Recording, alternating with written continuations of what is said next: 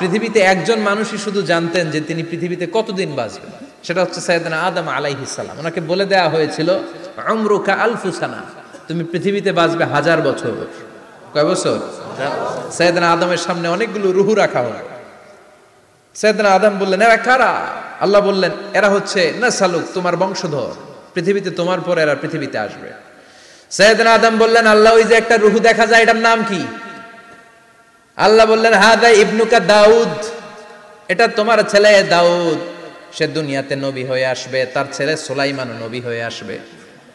সাইয়েদনা আদম বললেন, মাবুদ, আমার ছেলে দাউদের কত বছর হায়াত আপনি দিয়েছেন? আল্লাহ বললেন, 40 সানা, মাত্র 40 বছর, 4 ইয়ার্স, 40 বছর তোমার ছেলেটা বাঁচবে। ও আল্লাহ, আমি বাঁচবো কয় বছর? তুমি বাঁচবা 1000 বছর। সুবহানাল্লাহ। সাইয়েদনা আদম বললেন, মাবুদ, এত ফুটফুটে সুন্দর আমার ছেলে দাউদ